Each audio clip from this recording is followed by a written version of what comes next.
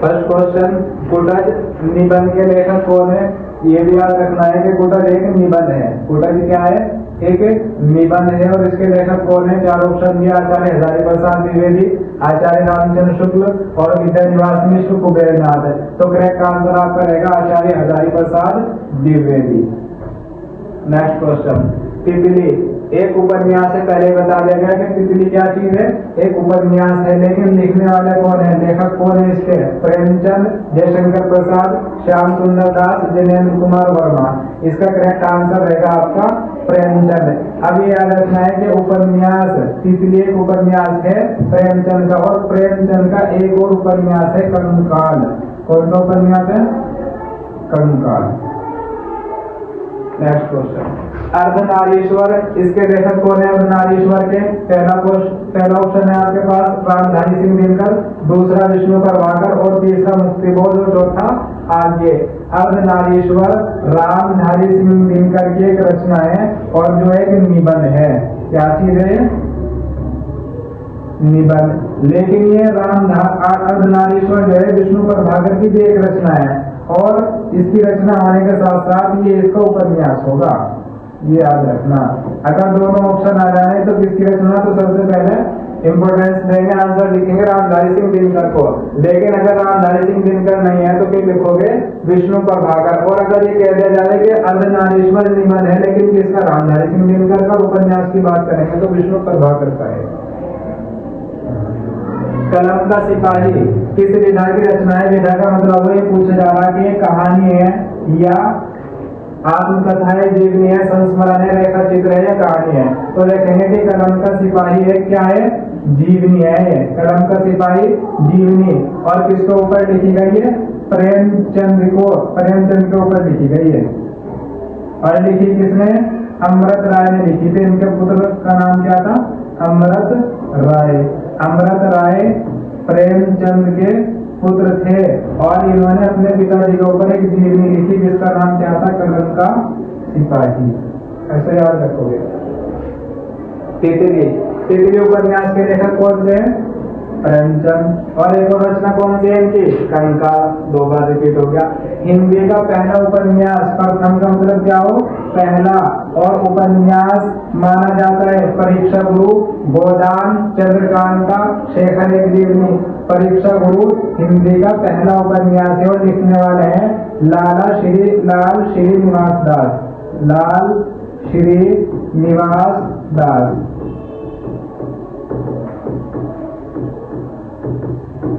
गोदान ये भी एक निबंध है। ये किसकी रचना है? प्रेमचंद की। चंद्रकांता ये और फिर शेखर एक जीवनी किसकी है? आगे की एक रचना है और ये भी एक निबंध है। ये क्या है? ये भी एक उपन्यास है। लेकिन हिंदी का जो पहला उपन्यास होगा वो होगा परीक्षा गुरु। किसने लिखा? लाल श्री निवास दास ने। नेक्स्ट क्वेश्चन, दीप शिखा काव्य संग्रह है और इसे गीति काव्य भी कहा गया। दीप शिखा एक काव्य संग्रह है। किसकी रचना है? सुभद्रा कुमारी चौहान, महादेव वर्मा, सुमित्रा नंदन पंत, सूर्यकांत त्रिपाठी निराला। ये रचना है आपकी महादेवी वर्मा। करेक्ट आंसर कौन सा होगा? महादेवी वर्मा। नीड का निर्माण फिर एक रचना है। नीड का निर्माण फिर इसके लेखक कौन है? डॉक्टर राजेंद्र प्रसाद, हरिवंश राय बच्चन, आचार्य हजारी प्रसाद द्विवेदी या आगे। नीड का निर्माण फिर ये लिखी हरिवंश राय बच्चन जी ने। और इनकी एक और रचना है नीड का निर्माण फिर और एक रचना इनकी क्या भूलू क्या याद करूं। क्या भूलू क्या याद करूं। और ये दोनों के दोनों क्या है? ये आत्मकथा है।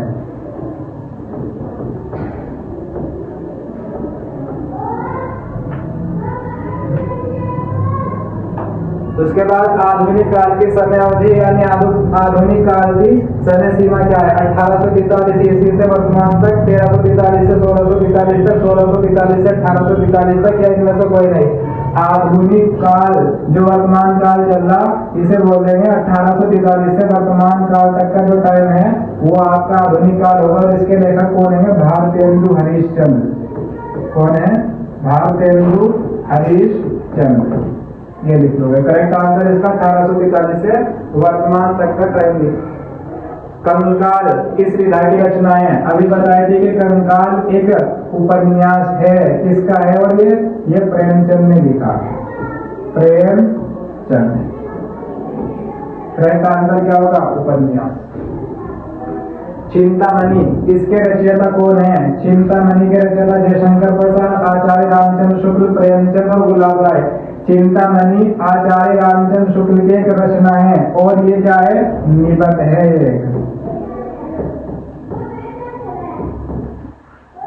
करेक्ट आंसर आचार्य रामचंद्र शुक्ल। उसके बाद कुटज निबंध के लेखक कौन से हैं? आचार्य हजारी प्रसाद द्विवेदी। रिपीट हो गया क्वेश्चन।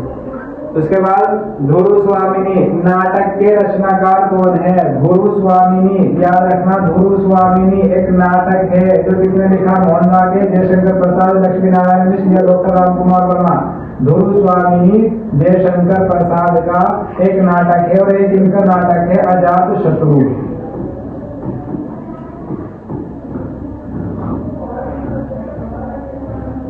नेक्स्ट क्वेश्चन, बाण भट्ट की आत्मकथा किस विधा की रचना है? जीवनी है, आत्मकथा है। नाम से पता लग रहा होगा कि आत्मकथा, जबकि आत्मकथा नहीं है। बाण भट्ट की आत्मकथा भी एक उपन्यास है। बाण भट्ट की आत्मकथा क्या है? उपन्यास। शिक्षा का उद्देश्य एक निबंध है, किसने लिखा? महावीर प्रसाद द्विवेदी, डॉक्टर संपूर्णानंद, रायकृष्ण दास, वासुदेव शरण अग्रवाल। ये जो शिक्षा का उद्देश्य है ये डॉक्टर संपूर्णानंद ने लिखा। करेक्ट आंसर इसका क्या होगा? डॉक्टर संपूर्णानंद। आगे देखेंगे हिंदी की प्रथम कहानी कौन सी है? अभी हिंदी का प्रथम उपन्यास बताया था परीक्षा गुरु है, लेकिन यहाँ कहानी पूछिए। कुछ लोगों ने रानी केत की भी कहानी को हिंदी की पहली कहानी कहा, लेकिन ये ऑप्शन गलत है। धुलाई वाला ये भी नहीं है। इंदुमती हिंदी की प्रथम कहानी है, तो करेक्ट आंसर इसका क्या होगा? इंदुमती। और किसने लिखा इसे? किशोरी लाल गोस्वामी ने लिखा। किशोरी लाल गोस्वामी।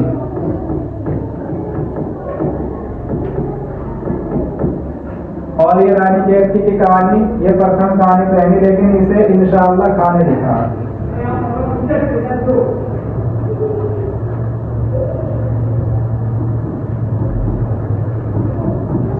करेक्ट आंसर इसका होगा इंदुमती। आकाशीय द्वीप के लेखक कौन है? प्रेमचंद, जयशंकर प्रसाद, अमरकांत, ये यशपाल। आकाशीय द्वीप जयशंकर प्रसाद ने लिखी और ये भी एक क्या है? कहानी। आकाशीय द्वीप एक कहानी है, किसके द्वारा लिखी कहानी है? जयशंकर प्रसाद के। नेक्स्ट क्वेश्चन, मेला आंचल किसका उपन्यास है? मेला आंचल एक उपन्यास है प्रेमचंद का। पनीश्वरनाथ रेणु, अमृतलाल नागर या चतुर्सेन शास्त्री। मेला आंचल पनीश्वरनाथ रेणु की एक रचना है जो एक उपन्यास है, तो करेक्ट आंसर इसका होगा पनीश्वरनाथ रेणु। छायावाद के प्रवर्तक कौन माने जाते हैं? सुमित्रानंदन पंत, जयशंकर प्रसाद, सूर्यकांत त्रिपाठी निराला या महादेव वर्मा। चारों ही छायावाद के कवि है। छायावाद के कवि सुमित्रानंदन पंत भी है, जयशंकर प्रसाद भी है, सूर्यकांत त्रिपाठी निराला भी है और महादेव वर्मा भी है। लेकिन जो प्रवर्तक के रूप में माने जाते हैं वो जयशंकर प्रसाद जी हैं। जयशंकर प्रसाद जी छायावादी युग के प्रवर्तक, यह कह सकते हैं कि छायावादी युग के जो सर्वश्रेष्ठ कवि थे वो जयशंकर प्रसाद थे। चारों के चारों कवि छायावादी हैं। सुमित्रा भी है, जयशंकर प्रसाद है, त्रिपाठी निराला है और महादेव वर्मा भी, लेकिन छायावादी युग के प्रवर्तक जयशंकर प्रसाद।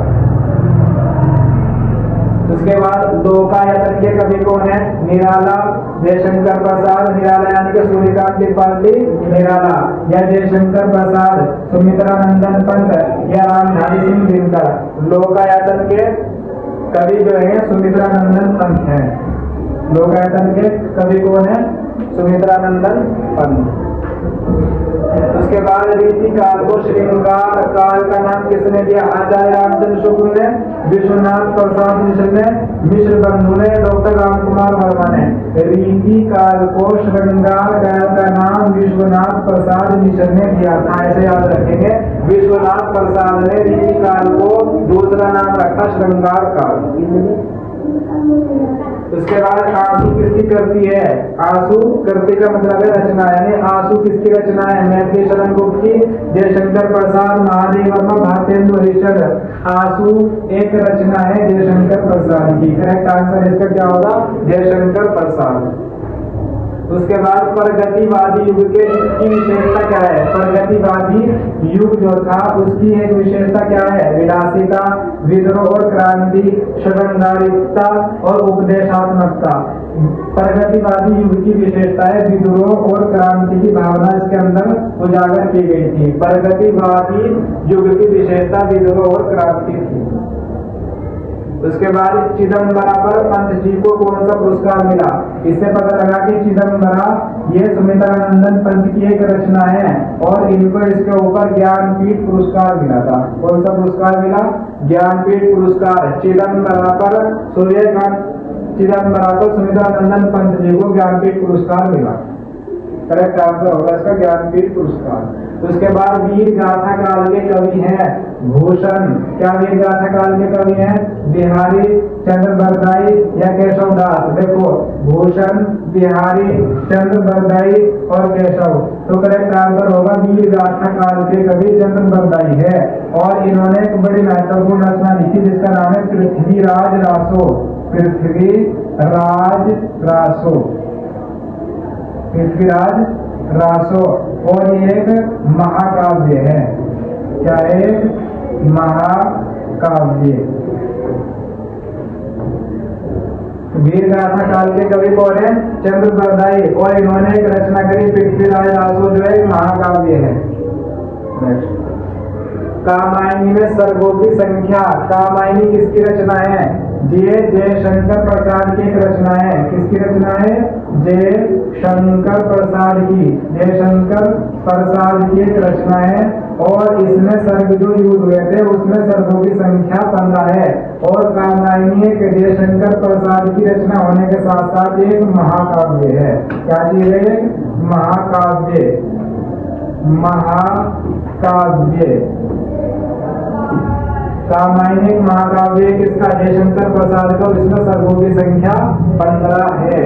याद रखना है, आंसर बड़ा इंपोर्टेंट है। अब उसके बाद देखेंगे कुछ व्याकरण के क्वेश्चन। करुण रस का स्थायी भाव क्या है? आपके रस जो है दो है, उसमें रति, रति देखो, एक है शोक, दूसरा निर्वेद और विस्मय। करुण रस का स्थायी भाव शोक होता है। करेक्ट आंसर इसका क्या होगा? शोक। उसके बाद नेक्स्ट क्वेश्चन, जहां उपमेय में उपमान का अभेद आरोप हो वहां कौन सा अलंकार होगा? यानी ये कहा जा रहा कि जहां उपमेय में उपमान को एक मान लिया जाए, दोनों में कोई समानता न रहे, वहां रूपक अलंकार होगा।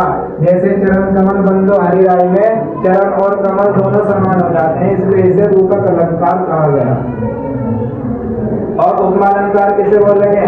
जिसमें साथी से सरित संवर्ण आ जाएंगे और उत्प्रेक्षा अलंकार होगा। इसकी पहचान होगी कि इसके अंदर मनु मानो जनो जानो इस तरह के वर्ड यूज किए जाएंगे और श्लेष अलंकार में एक ही वर्ण की आवृत्ति बार बार होगी।